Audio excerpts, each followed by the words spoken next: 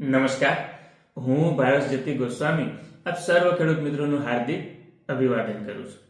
ખેડૂત મિત્રો, કોઈ પણ પાકમાં એની ફ્લાવરિંગ અવસ્થા શરૂ થાય એટલે આપણે એમાં જાત જાતની મહેનત અને માવજત કરતા હોઈએ છીએ. સામાન્ય રીતે આ અવસ્થાએ સીવીડ કે એમિનો એસિડ ધરાવતા બાયોસ્ટિમ્યુલન્ટ અને એની સાથે સાથે 1261 કે 05234 જેવા વોટર સોલ્યુબલ ગ્રેડને વાપરતા હોઈએ છીએ. તો આજે આપણે એક એવા જ ગ્રેડ વિશે માહિતી મેળવવાના છીએ જેને આ અવસ્થાએ વાપરી શકાય. તો આ ગ્રેડ એટલે ફિનોજેન ન્યુટ્રીગેશનનું 10-40-10.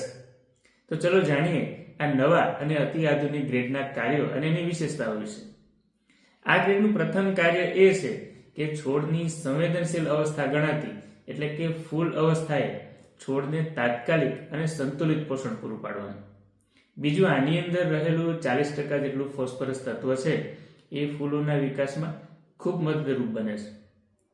જો ફૂલ ખરવાનો પ્રશ્ન હોય તો એ પણ અટકી જાય, જેથી વધુમાં વધુ શીંગો અને પોપટા બંધાય.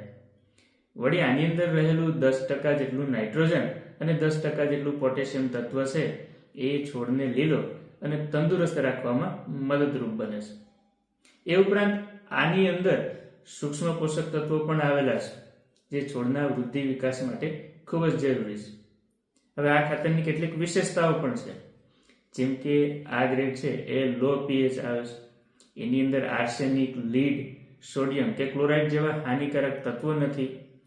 આ ખાતરનો જ્યારે છંટકાવ કરવામાં આવે તો એ પાન ઉપર એક સમાન રીતે ફેલાય, પાન દ્વારા એનું ઝડપથી શોષણ થઈ જાય, જેથી એના અસરકારક પરિણામો મળે.